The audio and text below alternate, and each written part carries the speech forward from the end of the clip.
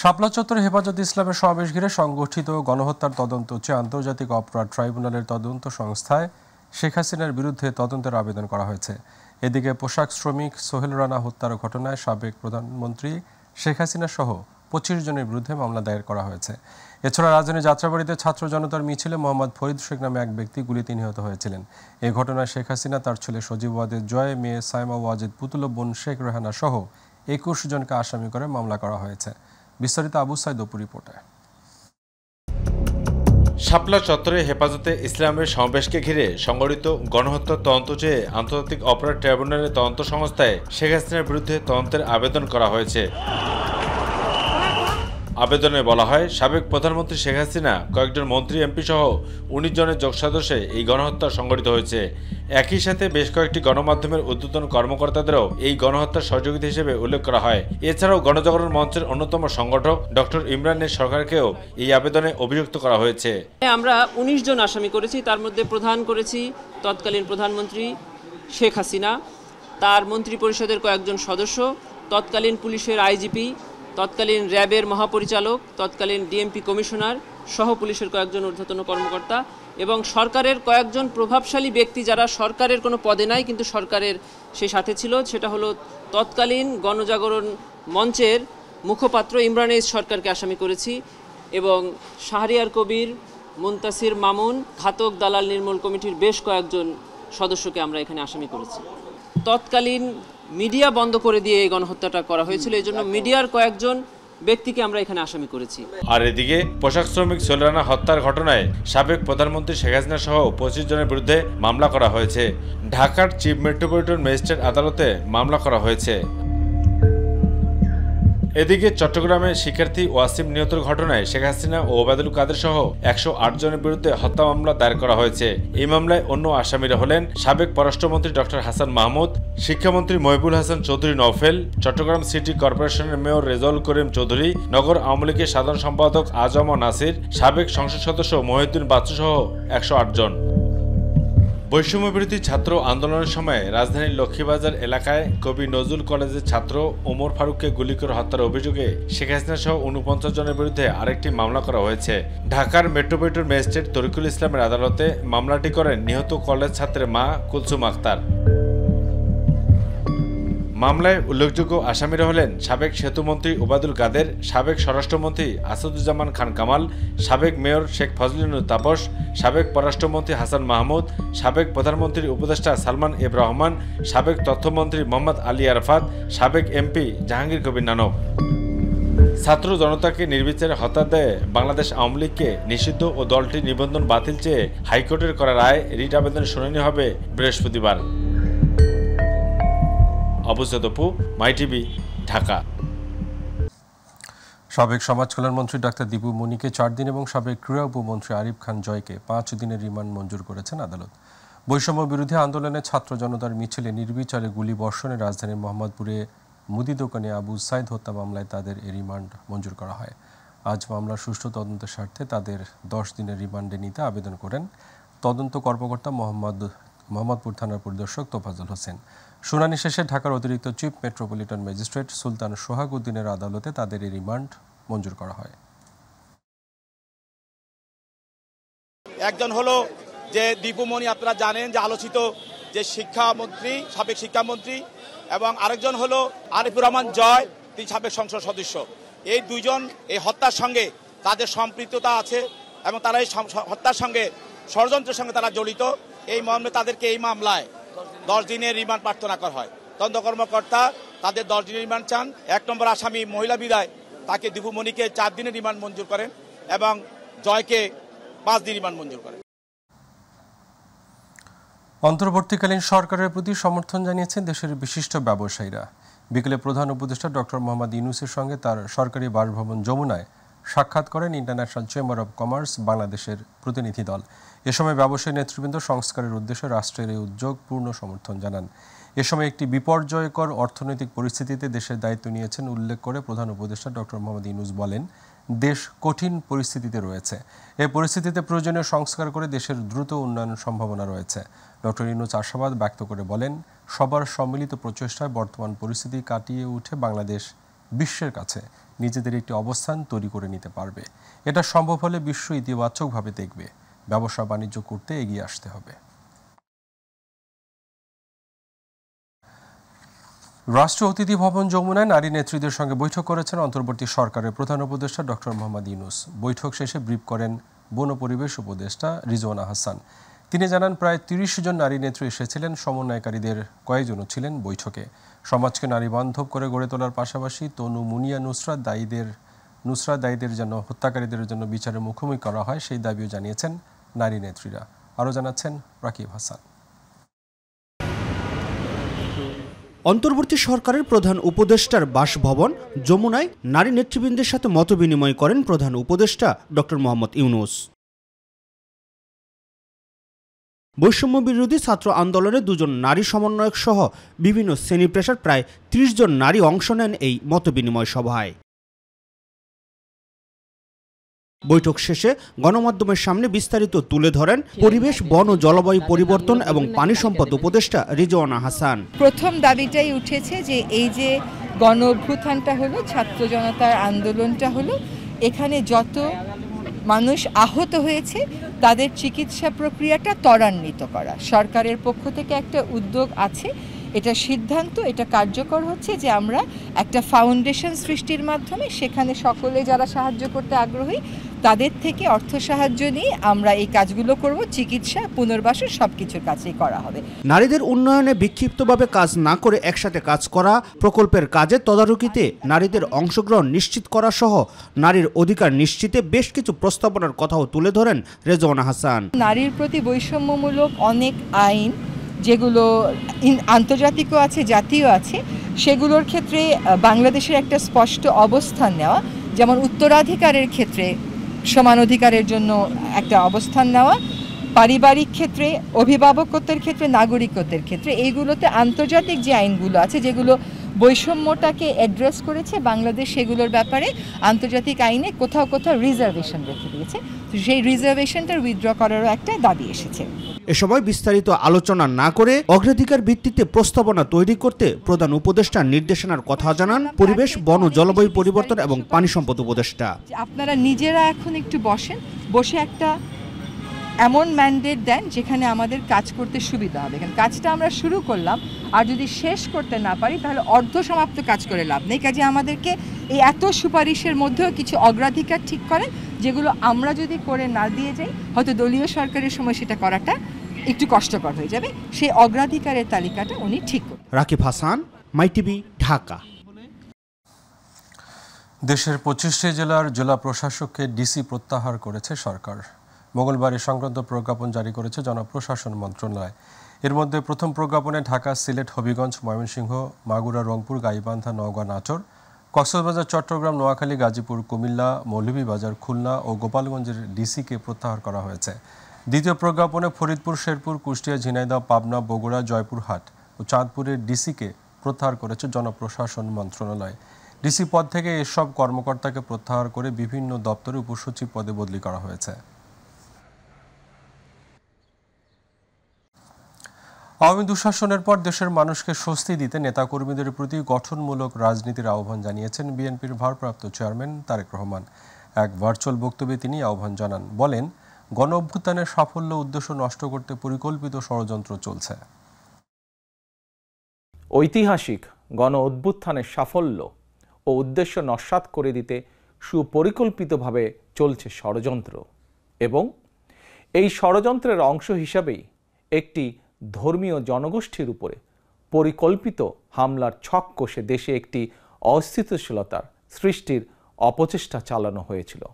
তবে হাসিনা পতন আন্দোলনের পক্ষের শক্তি এবং অন্তর্বর্তী সরকারের সময়োচিত পদক্ষেপের কারণে বিতাড়িত অপশক্তির পরিস্থিতির অবনতি ঘটাতে ব্যর্থ হয়েছে।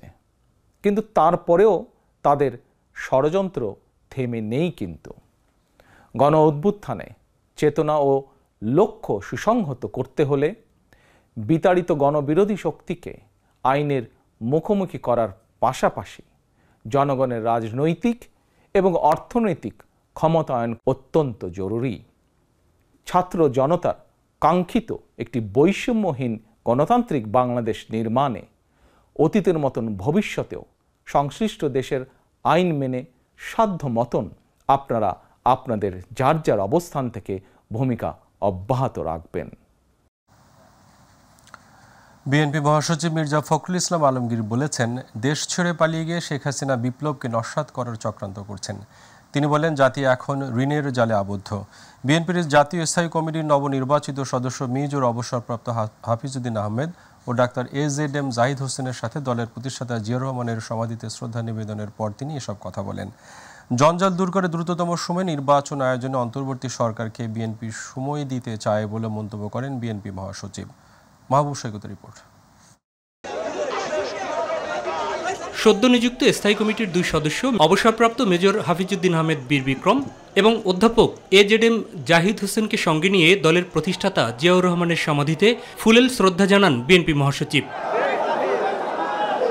ফাতিহা পাঠ শেষে কথা বলেন সমসাময়িক প্রসঙ্গে। ছাত্র জনতার অভ্যুত্থানের মধ্যে দিয়ে, বিপ্লবের মধ্যে দিয়ে ফ্যাসিবাদী, ফ্যাসিস্ট, অত্যাচারী, নির্যাতনকারী, হত্যাকারী, নিপীড়নকারী শেখ হাসিনা দেশ ছেড়ে তার জনগণকে ছেড়ে পালিয়ে গেছে।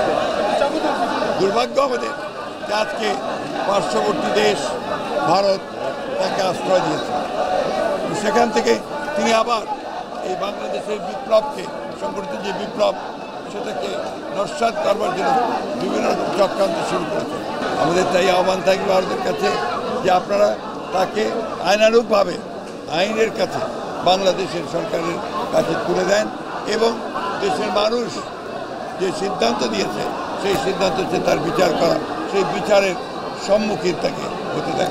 নিজেদের উপর অর্পিত দায়িত্ব পালনে সবার সহযোগিতা চেয়ে কল্যাণমূলক দেশ গড়তে অঙ্গীকারের কথা জানান অবসরপ্রাপ্ত মেজর হাফিজউদ্দিন আহমেদ এবং অধ্যাপক ডাক্তার AZM জাহিদ হোসেন। 2024-এর 5ই আগস্ট যে পতন হয়েছে, গত 860 বৎসর পরে লক্ষণ সেনের বংশধরের মতো তারা পালিয়ে গেছে। কাজে এইটির পুনরাবৃত্তি বাংলার মাটিতে যাতে আর না হয়। এই আগস্ট বিপ্লবে বাংলাদেশের দেশপ্রেমিক সেনাবাহিনী শেষ মুহূর্তে এসে জনগণের সাথে একাত্মতা ঘোষণা করে স্বৈরাচারকে বিতাড়নের জন্য গুরুত্বপূর্ণ ভূমিকা রেখেছে। সেই জন্য সেনাবাহিনীর, সশস্ত্র বাহিনীর, সামরিক বাহিনীর প্রত্যেকটি সদস্যকে আমি আন্তরিক ধন্যবাদ জানাই। মাহবুব সৈকত, মাই টিভি, ঢাকা। জুলাই ও আগস্ট মাসে ছাত্র আন্দোলনে নিহতদের স্মরণে সভার আয়োজন করে জাতীয়তাবাদী ছাত্রদল। সন্ধ্যায় কেন্দ্রীয় শহীদ মিনারে আয়োজিত স্মরণ সভায় বিভিন্ন সামাজিক, সাংস্কৃতিক ও ছাত্র সংগঠনের পাশাপাশি যোগ দেন বিএনপির স্থায়ী কমিটির সদস্য সহ সিনিয়র নেতারা। আওয়ামী লীগ সরকারের আমলে গুম হওয়া পরিবারের সদস্যরা যোগ দিয়ে গুম খুনের সাথে জড়িতদের বিচার দাবি করেন। যে লক্ষ্য নিয়ে ছাত্ররা জীবন দিয়েছে সেই স্বপ্ন বাস্তবায়ন করতে কাজ করে যাবেন বলে জানান ছাত্রদলের কেন্দ্রীয় নেতারা। বিগত সময়ে ছাত্রলীগ ছাত্র রাজনীতির নামে যে কলুষমূলক ছাত্র রাজনীতির জন্ম দিয়েছে, ছাত্রলীগের স্টাইলের রাজনীতি এই বাংলাদেশে আর কখনো ফিরে আসবে না। 5 আগস্টের পর যে একটি দৃশ্যপট পরিবর্তন হয়েছে, একটি ইতিবাচক রাজনীতি করার, সেই ইতিবাচক রাজনীতিকে বাংলাদেশ জাতীয়তাবাদী ছাত্রদল আরো অনেক দূর এগিয়ে নিয়ে যেতে চায়। শিক্ষার্থীদের আন্দোলনের মুখে চলমান SSC সমমানের বাকি বিষয়গুলোর পরীক্ষা বাতিল করে অটোপাসের দাবি মেনে নিয়েছে শিক্ষা মন্ত্রণালয়। পরীক্ষা বাতিলের এক দফা দাবিতে বিকেলে সচিবালয়ে বিক্ষোভ কর্মসূচি শেষে শিক্ষা মন্ত্রণালয়ের ভিতরে ঢুকে পড়েন কয়েকশো শিক্ষার্থী। পরে বৈঠক শেষে পরীক্ষার বিষয়ে নতুন সিদ্ধান্ত জানায় শিক্ষা মন্ত্রণালয়। আতিকুর রহমান তিতাসের রিপোর্ট। কোটা সংস্কার আন্দোলনের কারণে বেশ কয়েকবার স্থগিত হয় চলতি বছরের HSC পরীক্ষা। সবশেষ সিদ্ধান্ত নেওয়া হয় 11 সেপ্টেম্বর থেকে শুরু হবে স্থগিত পরীক্ষাগুলো। তবে অনেক শিক্ষার্থীরা দাবি করেন পরীক্ষা বাতিলের। জানানো হয় 11 সেপ্টেম্বর থেকে ফের পরীক্ষা শুরু করার কথা থাকলেও তা আরও 2 সপ্তাহ পিছিয়ে যাবে। তবে পূর্ণ নম্বরে নয়, বাকি থাকা পরীক্ষাগুলো হবে অর্ধেক প্রশ্নোত্তরে। শিক্ষা মন্ত্রণালয়ের অন্তর্বর্তী সরকারের শিক্ষা উপদেষ্টা ওয়াহিদুদ্দিন মাহমুদের সভাপতিত্বে অনুষ্ঠিত সভায় এ সিদ্ধান্ত হয়। এরপরই সচিবালয়ে ঢুকে পড়েন পরীক্ষা বাতিলের দাবি জানানো শিক্ষার্থীরা। তারা জানান এ মুহূর্তে পরীক্ষা দেওয়ার মানসিকতা নেই তাদের। বাকি যে 6টি পরীক্ষা আছে সেগুলো SSC নম্বরের সঙ্গে মিলিয়ে নাম্বার দেওয়ার দাবি জানান শিক্ষার্থীরা। আমাদের দাবি একটাই, সাবজেক্ট ম্যাপিং এর মাধ্যমে আমাদের রেজাল্ট প্রকাশ করা হোক। আমরা চাই সাবজেক্ট ম্যাপিং এর মাধ্যমে শীঘ্রই আমাদের যে 6-7টা পরীক্ষা হয় নাই ওগুলা SSC থেকে নাম্বার নিয়ে শীঘ্রই মূল্যায়ন করা হোক। যারা জেল থেকে বের হয়েছে তাদের সাথে আমাদের কথা হয়েছে, তারা একটা ট্রমার মধ্যে আছে, তারা অন্তত 1 মাসের মধ্যে রিকভার করার মতো অবস্থায় নেই। বাকি যে 6টা ওই 6টা এসডিকে নিয়ে একটা ফুল রেজাল্ট প্রকাশ করা হোক, যেটাতে সর্বজনীন গৃহীত এবং আমরা যেটা নিয়ে সন্তুষ্ট। পরবর্তীতে শিক্ষার্থীদের দাবির মুখে চলতি বছরের এইচএসসির বাকি পরীক্ষাগুলো বাতিলের ঘোষণা দেন ঢাকা শিক্ষা বোর্ডের চেয়ারম্যান তপর কুমার সরকার। তবে ফল কিভাবে নির্ধারিত হবে সে ব্যাপারে সিদ্ধান্ত পরে জানানো হবে বলেও জানানো হয়। আমরা পর্যালোচনা করে আমাদের মাননীয় শিক্ষা উপদেষ্টা, আমাদের মাননীয় শিক্ষা সচিব সহ আমরা সবাই পর্যালোচনা করে আমরা দেখেছি যে আমরা যে রুটিন ঘোষণা করেছিলাম অবশিষ্ট পরীক্ষার জন্য, সেই পরীক্ষাগুলো আমরা বাতিল করছি। আজকে এখান থেকে আমরা ওই অবশিষ্ট পরীক্ষাগুলো বাতিল ঘোষণা করছি। আতিকুর রহমান তিতাস, মাই টিভি। 1000 টাকার নোট বন্ধ হয়ে যাবে এমন কোনো সিদ্ধান্ত কিংবা আলোচনা হয়নি বলে জানিয়েছেন অর্থ পরিকল্পনা উপদেষ্টা ডক্টর সালেউদ্দিন আহমেদ। এদিকে শ্রম কর্মসংস্থান উপদেষ্টা আসিফ মাহমুদ সজীব জানিয়েছেন রানা প্লাজায় ক্ষতিগ্রস্তদের আর্থিক সহায়তা প্রদানের অনিয়মের বিষয়ে তদন্ত কমিটি গঠন করা হবে। সচিবালয় পৃথক সভায় তারা এসব কথা জানান। সাইদুর রহমান আবিরের রিপোর্ট। শ্রম ও কর্মসংস্থান মন্ত্রণালয়ের দায়িত্ব পাওয়ার পর প্রথম দিনেই সাভারের রানা প্লাজায় ক্ষতিগ্রস্ত শ্রমিকদের সাথে মতবিনিময় করে সংশ্লিষ্ট দপ্তরের আনুষ্ঠানিক কার্যক্রম শুরু করেন শ্রম ও কর্মসংস্থান উপদেষ্টা আসিফ মাহমুদ সজীব। আমি আপনাদের থেকে আসলে শুনতে চাই সেই সময়ের আপনাদের অভিজ্ঞতা এবং তৎপরবর্তীতে আপনারা কতটুকু সরকার থেকে সহযোগিতা পেয়েছেন। রানা প্লাজার দুর্ঘটনায় এখনো কোনো আর্থিক সহায়তা পায়নি বলে অভিযোগ করেন বৈঠকে ক্ষতিগ্রস্ত শ্রমিকরা। স্যার আমাদের কাছে হিসাব দিয়েছেন স্যার যে রানা প্লাজা ক্লেম অ্যাডমিনিস্ট্রেশন আমাদের টাকা দেওয়া হয় স্যার টাকা নাই কিন্তু চিঠি আছে স্যার। আমাদের কাছে স্যার চিঠি দেওয়া হয়েছে কিন্তু টাকা দেওয়া হয় নাই স্যার। এনাম পরে আবার হলো কি 5 বছর পর উনি রানা প্লাজা শ্রমিকদের চিকিৎসার কথা সব বললো, কিন্তু শ্রমিকদের 1 টাকা কোনো চিকিৎসা দেয় নাই, কোনো ক্ষতিপূরণ দেয় নাই। নতুন বাংলাদেশের শ্রমিকদের অধিকার নিশ্চিত করা হবে জানিয়ে শ্রম ও কর্মসংস্থান উপদেষ্টা বলেন রানা প্লাজায় আহতদের আর্থিক সহায়তায় অনিয়ম খতিয়ে দেখতে শীঘ্রই তদন্ত কমিটি গঠন করা হবে। আওয়ামী লীগের আমলে আপনাদের ক্ষতিগ্রস্তদের এবং যারা নিহত হয়েছেন তাদের পরিবারের জন্য যেই ব্যবস্থা নেওয়া হয়েছিল তা কতটুকু সুষ্ঠুভাবে বাস্তবায়ন করা হয়েছে এবং বাস্তবেই আপনারা কতটুকু তার উপকার পেয়েছেন কি পান নাই সে বিষয়ে তদন্ত করার জন্য আমরা একটা তদন্ত কমিটি গঠন করব। আমি চাই আপনাদের মধ্য থেকে যারা ক্ষতিগ্রস্ত তাদের মধ্য থেকে সরাসরি একজন সেই তদন্ত কমিটিতে থাকবে এবং তিনি নিশ্চিত করবে যে বাস্তব চিত্রটা উঠে আসছে কিনা। এদিকে সচিবালয় চীন রাষ্ট্রদূতের সাথে বৈঠক শেষে গণমাধ্যম কর্মীদের সাথে কথা বলেন অর্থ উপদেষ্টা ডক্টর সালেউদ্দিন। তাদের কাছে আমরা অনুরোধ করেছি যে তোমরা তোমাদের সাপোর্ট, টেকনিক্যাল সাপোর্ট হোক, আর্থিক সাপোর্ট হোক, তা কন্টিনিউ করবে। এবং দে হ্যাভ অ্যাসিওরড আস, ইনফ্যাক্ট বলে যে আমরা যতটুকু করেছি তার চেয়ে বেশি করে আমরা আগ্রহ করি। 1000 টাকা নোট বন্ধের বিষয়ে নানা আলোচনার পর নিজের অবস্থান জানান তিনি। এই প্রসঙ্গে বলি অনেকে আমার কাছে আসছে, এই 1000 টাকা দিয়ে দেন, কোথায় রেখে দিতে, এইগুলো সহজে এই সমস্ত ডিসিশন নেওয়া যাবে। এর আগে চীন বাংলাদেশ অতীতের মতো একসাথে কাজ করবে বলে জানান বাংলাদেশে নিযুক্ত চীনের রাষ্ট্রদূত। All know that China welcome this interim government. So we wish and support this interim government. Saidur Rahman Abir, my TV, Dhaka. পঙ্গু হাসপাতালে চিকিৎসাধীন বৈষম্য বিরোধী ছাত্র আন্দোলনে আহতদের চিকিৎসার খোঁজ নিয়েছেন অন্তর্বর্তীকালীন সরকারের স্বরাষ্ট্র উপদেষ্টা অবসরপ্রাপ্ত লেফটেন্যান্ট জেনারেল মোহাম্মদ জাহাঙ্গীর আলম চৌধুরী। পরিদর্শনের সময় তিনি বলেন, ছাত্র জনতার আন্দোলনে আহতদের চিকিৎসায় সব ধরনের ব্যবস্থা নিচ্ছে সরকার। সকাল 9:30টায় অর্থোপেডিক হাসপাতাল ও পুনর্বাসন কেন্দ্রে গিয়ে চিকিৎসাধীন আহতদের খোঁজ খবর নেওয়ার সময় কথা বলেন তিনি বলেন, ছাত্র জনতার অভ্যুত্থানে আহতদের জন্য প্রয়োজনীয় সব কিছুই করছে সরকার।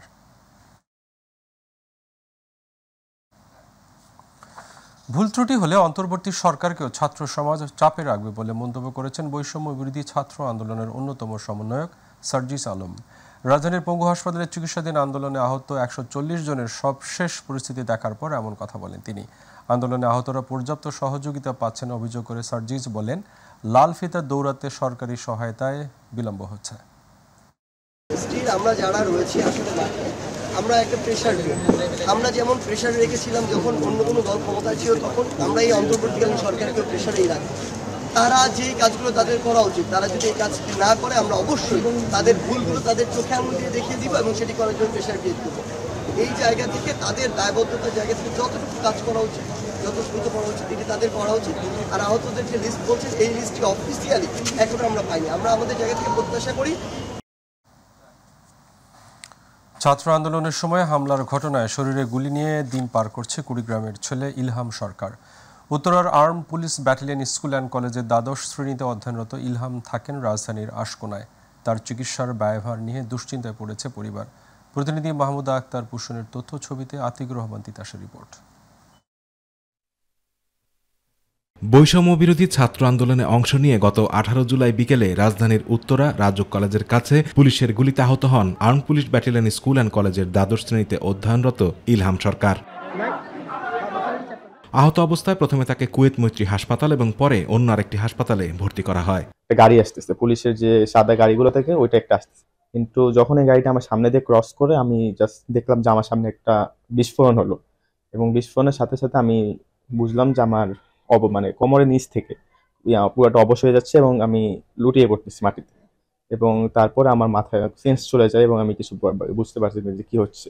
চিকিৎসকরা জানিয়েছেন ইলহামের অবস্থা আশঙ্কাজনক। তার কিডনিতে একটি ও পিঠের ভেতর অসংখ্য ছোট ছোট গুলি থাকায় দেশের বাইরে চিকিৎসা করানো প্রয়োজন। পিঠের মধ্যে 150-200 গুলি এখনো আছে, সেটা বের করতে ডাক্তার বলছে যে ওর অনেক লাইফ রিস্ক হয়ে যাবে।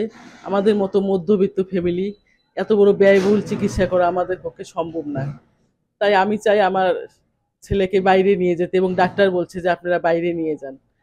তাই আপনাদের কাছে আমার আবেদন, আমার ছেলের জন্য আপনারা একটু সাহায্য করুন। ছেলের চিন্তায় ঘুম নেই বাবা মায়ের, সারাক্ষণ বুক চাপড়ে সন্তানের জন্য আহাজারি করছেন তিনি। কিভাবে সন্তানের চিকিৎসার ব্যয় মেটাবেন তা নিয়ে শঙ্কায় ইলহামের বাবা। এখন আমি আশা করতেছি হয়তো আমার ছেলে যদি কেউ আপনারা যদি আমার কাছে আকুল আবেদন থাকে, যদি সহযোগিতা করেন, পাশে থাকেন, তাহলে হয়তো আমি চিকিৎসাটা করাইতে পারবো দেশের বাইরে এবং তারপরে আল্লাহ যদি ভালো করে ওকে নিয়ে আসেন। প্রাণের ভয় না পেয়ে দেশ মুক্তির সংগ্রামে গিয়ে আহত ইলহাম আবারও নিজের পায়ে উঠে দাঁড়াবে, গড়ে তুলবে স্বাভাবিক জীবন, এমন আশায় বুক বেঁধে আছেন ইলহামের স্বজন ও সহপাঠীরা। আতিকুর রহমান তিতাস, মাই টিভি। বেনাপোল বন্দর দিয়ে মিথ্যা ঘোষণায় আমদানি করা ব্লিচিং পাউডারের ড্রাম থেকে 1.5 কোটি টাকা মূল্যের শাড়ি, 3 পিস ও থান কাপড় জব্দ করেছে কাস্টমস কর্তৃপক্ষ। মঙ্গলবার বিকেলে বন্দরের 34 নম্বর শেডে এই পণ্য চালানটি জব্দ করা হয়। গোপন সংবাদে কাস্টমসের ডেপুটি কমিশনার অথিল চৌধুরীর নেতৃত্বে বন্দরের 34 নম্বর শেডে অভিযান পরিচালনা করে 2টি ট্রাকে তল্লাশি চালিয়ে ব্লিচিং পাউডারের চালানের মধ্যে শাড়ি, 3 পিস ও থান কাপড় পাওয়া যায়। জব্দ করা পণ্যের আমদানিকারক প্রতিষ্ঠান খুলনার সোনাডাঙ্গার জামাল বাণিজ্য ভাণ্ডার, রপ্তানিকারক প্রতিষ্ঠান কলকাতার ব্র্যাকপুরের চারুবালা এন্টারপ্রাইজ। পণ্য চালানটি ছাড়করণের কারণে দায়িত্ব ছিল বেনাপোলের C&F এজেন্ট চৈতি এন্টারপ্রাইজ। জব্দ করা পণ্য চালানটির আমদানি মূল্য 32,010 মার্কিন ডলার, ওজন 33,120 কেজি। সঙ্গে থাকার জন্য ধন্যবাদ। এছাড়া ইউটিউবে মাই টিভির সংবাদ ভিজিট করুন youtube/mytvbd এবং আমাদের ওয়েবসাইট ভিজিট করুন youtube/mytvবাংলা ও facebook/mytvবাংলা। পরবর্তী সংবাদ দেখার আমন্ত্রণ আজকের মধ্যে এখানে বিদায় নিচ্ছি। আল্লাহ হাফেজ।